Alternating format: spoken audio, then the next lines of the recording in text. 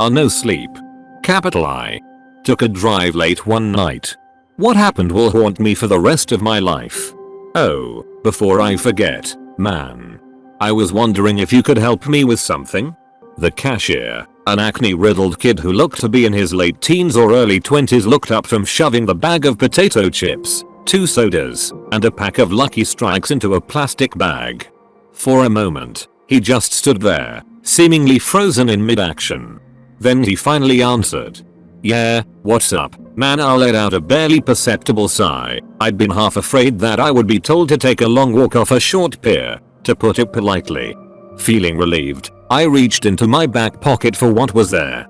You see, I seem to have, well, sort of gotten lost out here.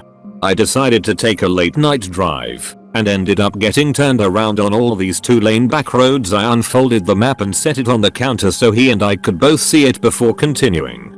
"So, I was hoping you could point out on here roughly where we are? And, more importantly, the way to get back to the main road?"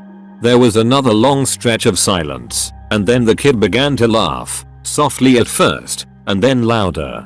"Dude, a paper map," he managed out between wheezes. "Are you for real?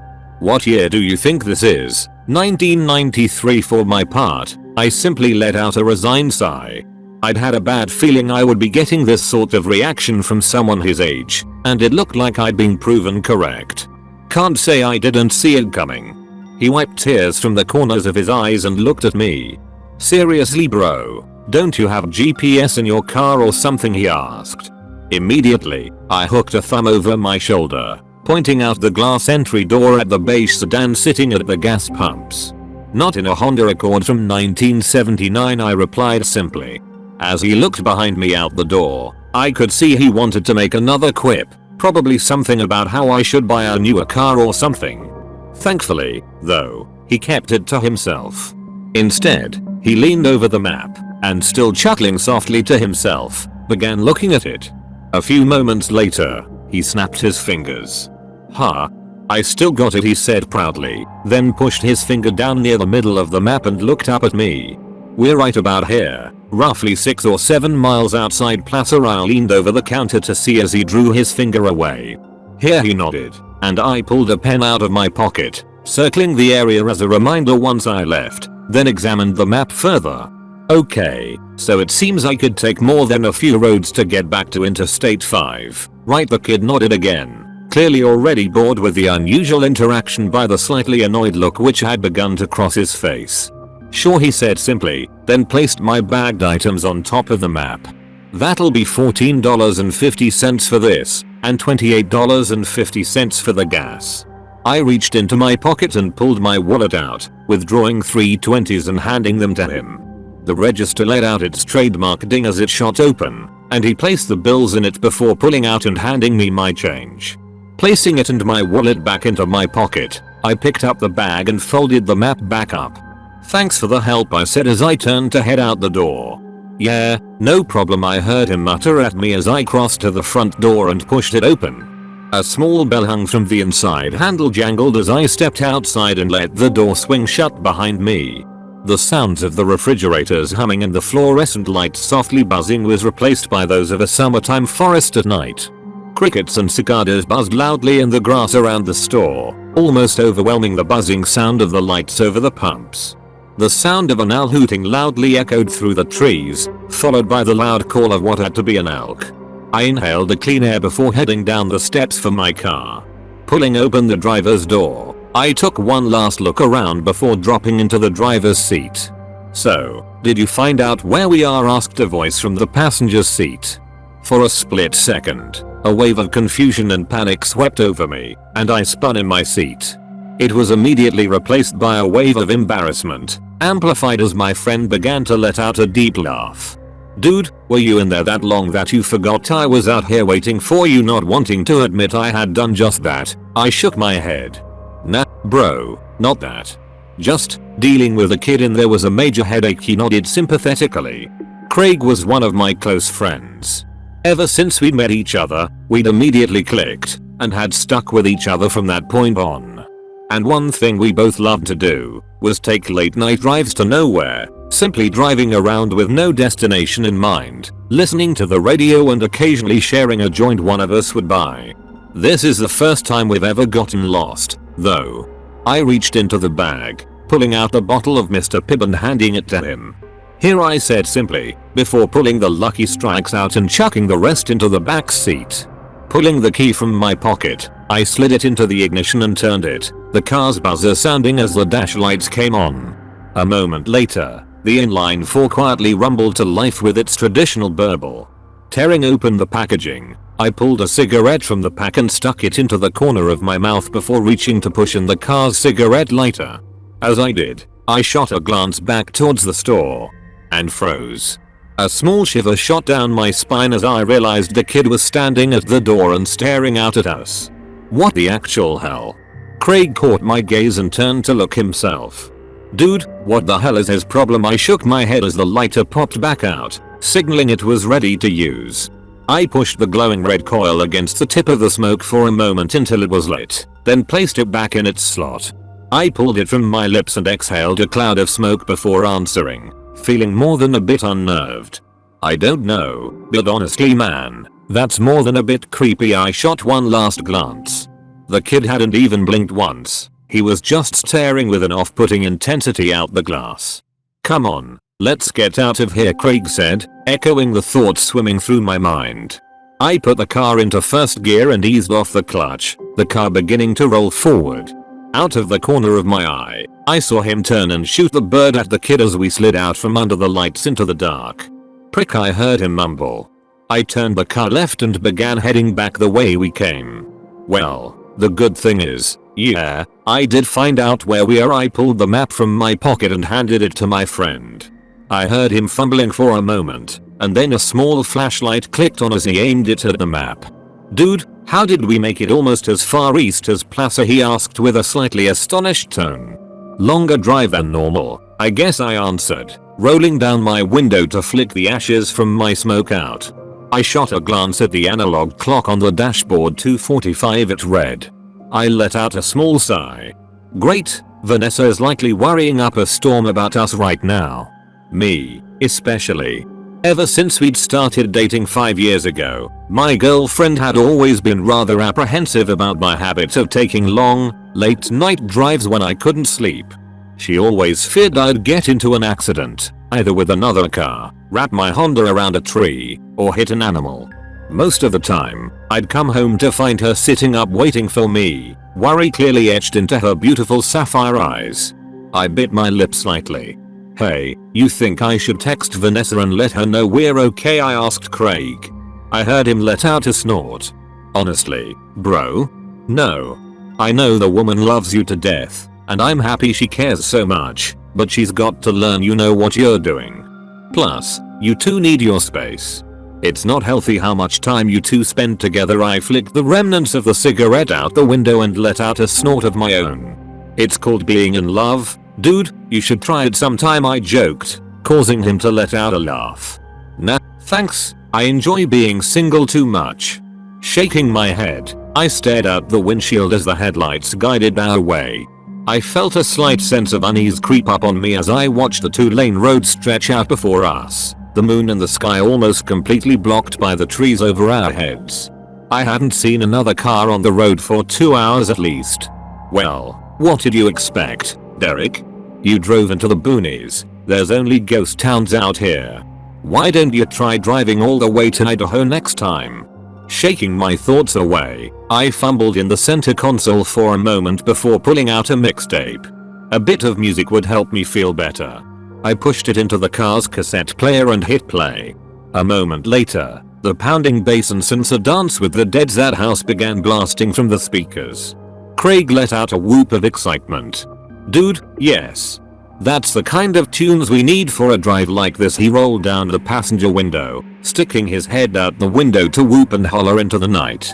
I shook my head, unable to keep from grinning at his antics. Friggin' goofball. The playful mood helped settle my mind, and I felt myself relax into the seat, the tension flowing out of my body and out the window. For a few minutes, that's how things went, The road stretching out ahead of us and then disappearing into the blackness behind us, the music blasting out from the radio, and the soft roar of the engine in the background. I shot another look at the backlit clock.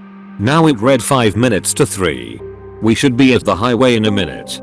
The thought released the last wisps of tension in my body, and fumbled into the backseat for the bag, catching it with the tips of my fingers. I pulled my bottle of soda from it and, holding the bottle to the steering wheel, cracked the cap. I lifted it to my lips and took a swig, taking my eyes off the road for a split second to tilt my head back. I looked back at the road, and nearly spit it all out onto the windshield.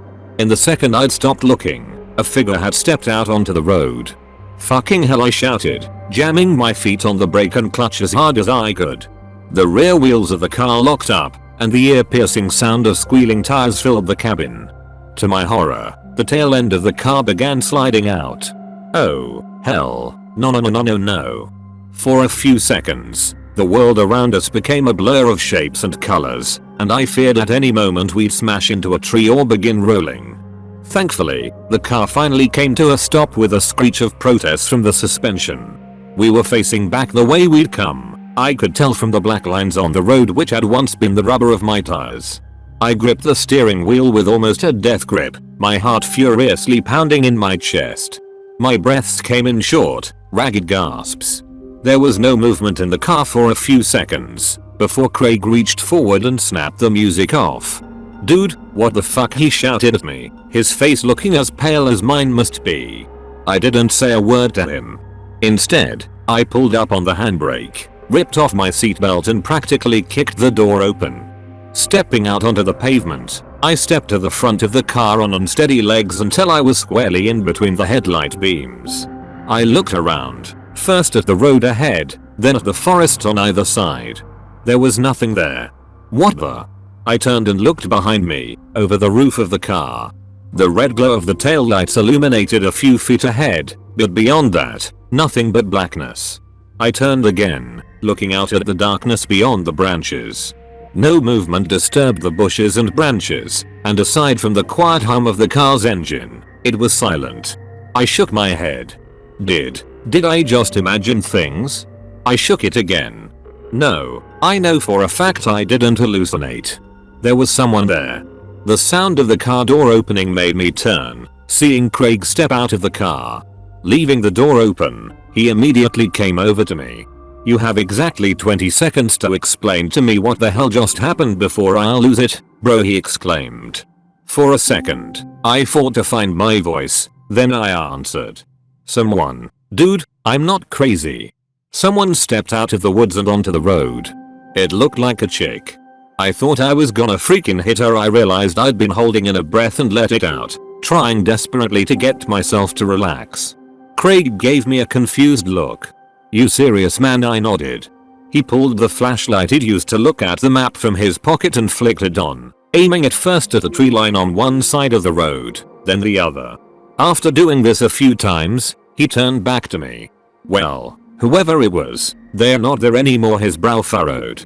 "But why would a chick be out here in the middle of nowhere?" he muttered, more to himself than me. I still answered.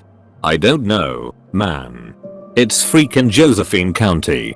For as many good people live out here, there's also a bunch of weirdos." I heard my friend let out a snort of laughter and reply, but something had caught my attention. A feeling which had slammed into me with all the weight of a Peterbilt. The feeling of eyes boring into the back of my skull. I spun around, looking back towards the car and seeing nothing there. But the feeling remained, and I didn't like it one bit. Especially when the feeling came again, this time from the direction I'd just been facing a moment ago. Realization dawned on me, and I felt a shiver shoot up my spine, along with the flicker of fear. "Oh shit," I whispered. Craig turned to look at me. "What?" he asked, seeing the look on my face.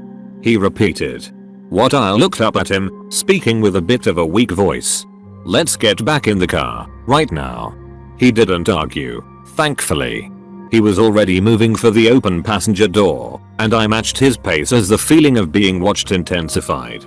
As if someone were rapidly approaching from the woods. Oh, hell. I broke, first into a run, then a full-out sprint for the last 10 feet. tearing at the door handle and practically launching myself into the driver's seat.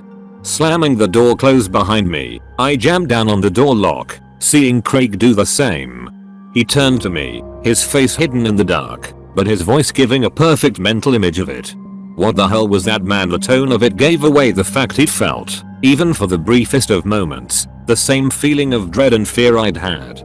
You remember those videos of people driving on empty roads in the middle of the night, only to have someone step into the road and get them to stop? I asked. A sharp intake of breath came from the passenger seat before he answered, finishing my thought. And then a bunch of people spring out of the woods trying to ambush them. Oh, hell no. My thoughts exactly. Time to friggin' leave. I released the parking brake, pulling on my seatbelt and jamming the car into first gear. The tires chirped as I hit the gas, and a moment later, we were accelerating away. As we did, the feeling of being watched rapidly fell away to nothing, and I allowed myself to let out a relieved sigh. We drove in silence for another few minutes before I finally spoke again. I think we're in the clear, man. Craig let out a soft laugh. Thank fuck for that, I nodded, then reached for the soda which had fallen, wedging itself by the parking brake. Snatching it up, I uncapped it and took another swig, the still cool liquid feeling amazing going down my throat. Recapping and dropping it behind me into the back seat, I let a laugh of my own. I don't mean to be a Debbie Downer, Craig, but I think after this, I may take a bit of a break from late night drives for a bit. This just got under my skin too much for a few moments, longer than I thought. There was nothing, and then he answered. As much as that sucks, bro, I can understand. No problem at all. I thought I could detect a small tone of sadness in his voice, along with something else I couldn't place, but then I heard him sit up straight. Hey, Jake, he asked, a bit of a concerned tone now etched into it. Yeah, I heard him draw another breath. Shouldn't we be to the highway by now? Or at least see the lights of passing cars? I hadn't been fully concentrating on anything except the next stretch of road in my headlights, but at his words, I jerked my head to look beyond them. What the actual hell? He was right. The lights of cars and trucks flashing by on the freeway should be visible through the dark. I clearly remembered looking in my side view mirror as we turned onto the road from the highway, seeing the ever-present white and red glow zipping by both ways at close to the same distance we were now. That wasn't the case anymore. All I could see in front of us was darkness. Darkness, and the woods on either side of the road. For a moment, I lifted my foot off the accelerator, letting the car slow down a little as my brain whirred. He's gotta be mistaken. Hell, I've gotta be mistaken. We just haven't gotten close enough to the highway yet. You know these old roads, Derek. They often end up longer than they first look. Feeling somewhat relieved by the thought, I said it out loud to Craig. He nodded, but I could tell he wasn't completely convinced. And, for that matter, as much as I repeated it mentally to myself, I couldn't completely convince myself either. It was as if seeing the woman step in the road had shaken me more than I'd first thought. Pushing back down on the gas, I shifted into fourth gear and watched the speedometer flirt with 55 miles an hour. For a few minutes more, neither one of us saw anything as we drove in silence. And then, Craig let out a cry. There. A light. For a moment, a surge of hope welled up inside me, and I craned over the steering wheel, looking to see the highway. It was dashed as I saw it was only a street light, standing solitary guard on the side of the road like a sentry. Beneath it stood an old, worn sign which seemed to have been shot at many times with both BB pellets and actual bullets. I slowed the car some as it came towards us so I could read it, and felt a wave of confusion fall over me. Golden. 2 miles. The fuck, Craig breathed out as he read the sign. It passed by us, the streetlight momentarily bathing the interior of the car in light and showing the confused, worried look on his face. How the hell did we end up by Golden? Golden is a ghost town, one which attracts visitors every year to check out the standing buildings. It was a mining town which had a population of a few hundred people, but once the prospects dried up in the early to mid 20th century, it became the ghost town it is today. Its biggest claim to fame nowadays was being featured on Ghost Adventures a few years back. Craig repeated his question, but I wasn't able to answer him. My thoughts were racing inside my head.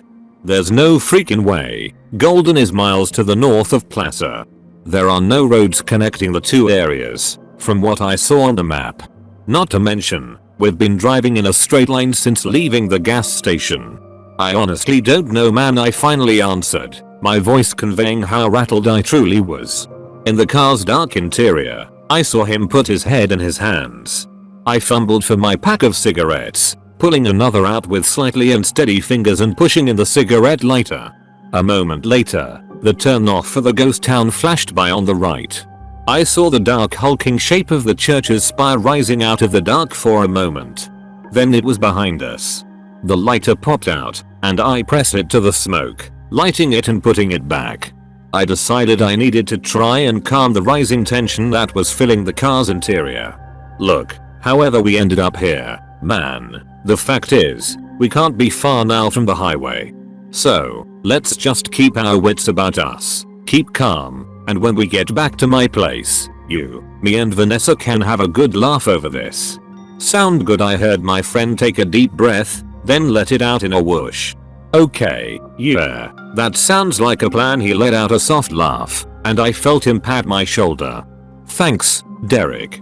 You are seriously a good friend. Glad I've got you, I nodded, then realized he may not be able to see it in the dark.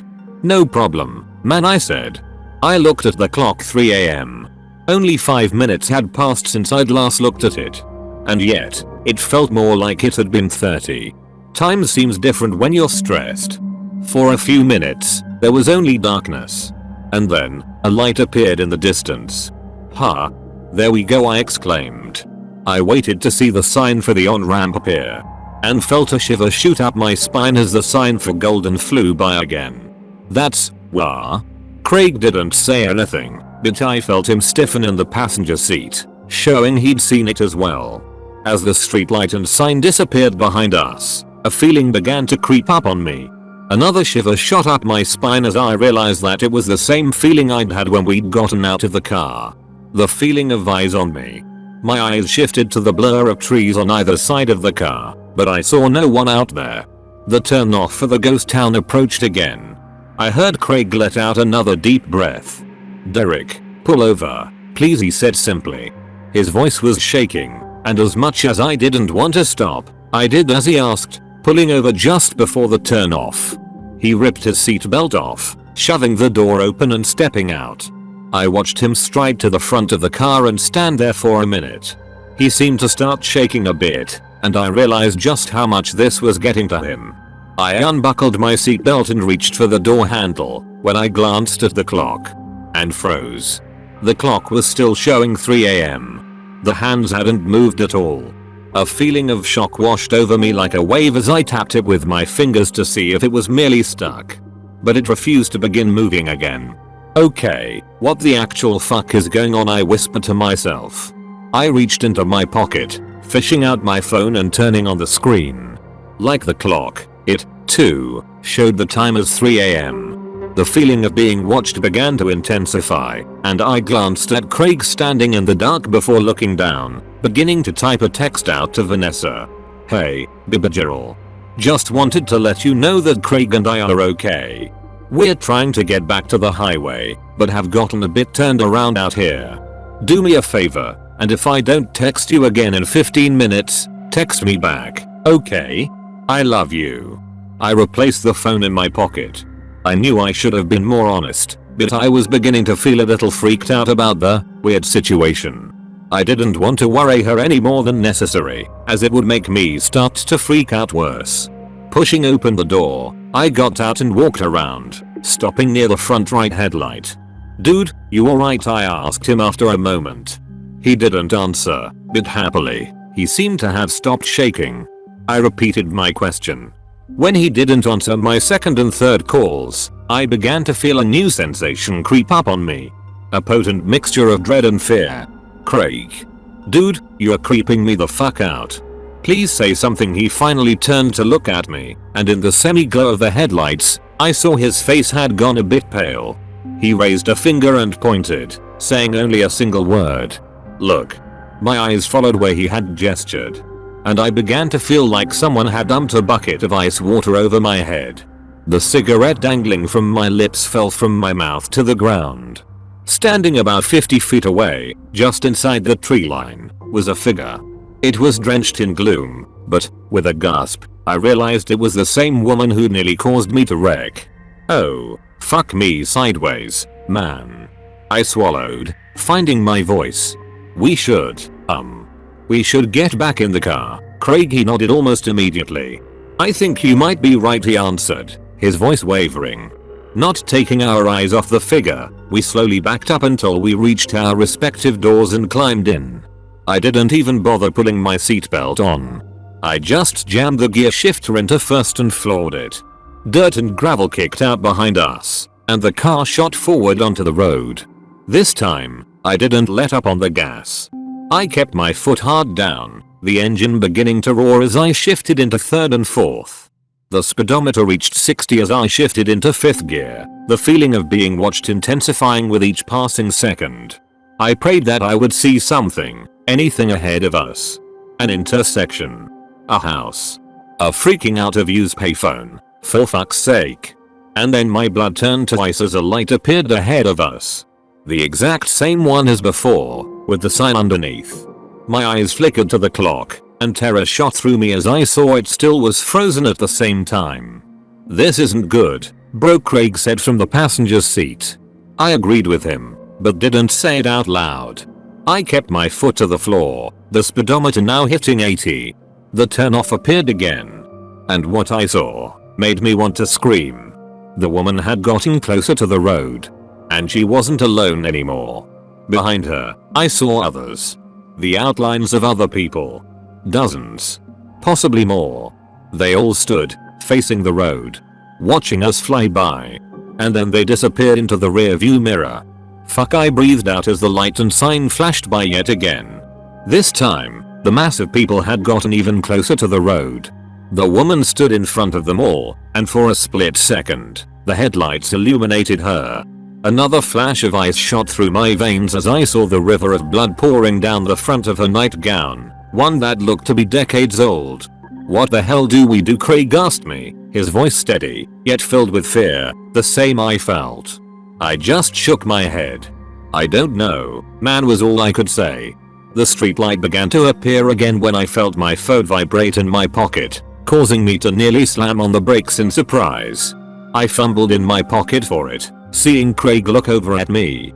I texted Vanessa when we stopped. Told her to reply back in a few minutes.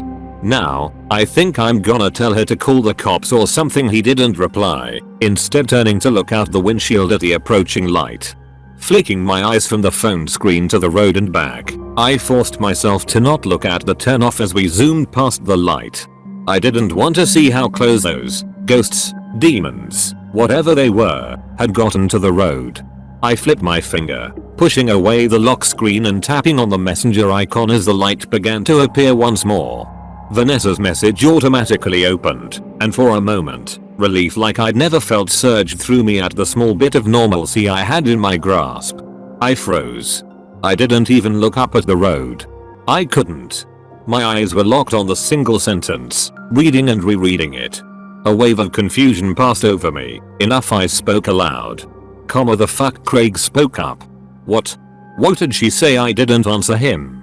My mind was racing at a million miles an hour, trying to understand.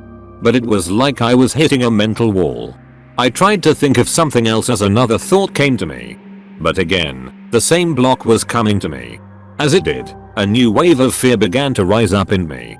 One for an entirely new reason than the terrifying loop flying by outside. The speedometer now showed we were doing 90. And then Craig spoke.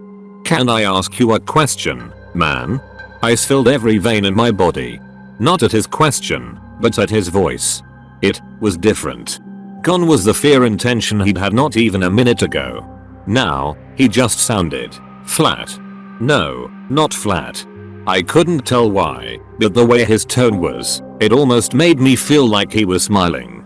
Another shiver cascaded up my spine as I finally forced myself to answer, my mouth dry as cotton. What he answered as we began to fly under the streetlight. "Are you scared for whatever reason?" The question made me turn to look at him just as the light whizzed over us. For a split second, the car's interior became illuminated again. My eyes locked with his. The light flew by. The turnoff appeared again, and for a moment, my eyes flicked up to see that the woman was right next to the road, bathed completely in the headlights. I finally caught a glimpse of her face. And then I was screaming, my fingers tearing at the door handle as the car swerved to the right. I saw a tree flying towards the windshield. I didn't think. I just forced the door open and leapt out. The ground rapidly flew up to meet me. Darkness. I woke up in a hospital room, a bandage covering my head and one arm in a sling. My chest felt like it was on fire as well. The first thing I saw was Vanessa, who, upon seeing me wake up, burst into tears and wrapped her arm around me. A few moments later, the doctor came in. He told me that I was a lucky man. Apparently, I'd gotten away with only a gash in my head requiring staples, severely bruised ribs, and a broken arm. Shocking for having dove out of a car at what appeared to be tremendous speed, he said, raising an eyebrow. Then he told me the police wanted to speak to me. He showed them in, and 2 officers entered, asking me many questions. I told them exactly what had happened, well, except for 2 small details. Anyways, they appeared to take my account seriously and promised to look into it. We've had some reports similar to yours, sir, one of them answered tentatively. Then they told me how I'd been found. How a father and son who owned a gas station nearby had been out driving and had come across first my destroyed Honda, which had wrapped itself around a tree and then, lying unconscious in the grassy ditch, me. They didn't say who they'd been. But I had a fair idea who they'd been. At least, the son. Anyways. That night was 3 months ago. I've been at home, resting and healing this entire time. It's given me plenty of time to think. Plenty of time to process everything. I try not to think about that night. About any of it. I feel like I'll go insane if I do. Especially after the police told me that they found nobody else at the scene of the wreck. Only the passenger door hanging open. But I've had to, after receiving an email from an unknown address. One claiming to be the son, the kid I saw in the gas station that night. He told me things. Things that his father told him he'd seen for years. That he didn't believe at all. Until that night. When he looked out the door at my car. That's when he'd frantically called his father. As I type this out, I feel myself begin to violently shake. Remembering the woman's face, indeed a ghost, as it flashed in the headlights. The look of horror plastered there as she frantically waved at me to get my attention. The same look the others must have had. Remembering turning to look at Craig as the light flickered over, and seeing the smile on his face. A smile wider than any human being's could possibly be, filled with shark-like teeth as black eyes stared hungrily at me, the same shark-like smile the kid told me he'd been flashed as I'd pulled away. But mostly, I remember the single line of text Vanessa sent me. What caused me to rack my brain, trying frantically to recall my friendship with the figure sitting opposite me, and horror filling me as I realized I couldn't think of one single memory. What will keep me from ever taking late night drives again? The 3 words that will remain burned into my memory forever. Darling, who's Craig? Thanks for watching. Please press the like button if you enjoyed and the notification bell next to the subscribe button to never miss another video. Let me know your thoughts below. Bye.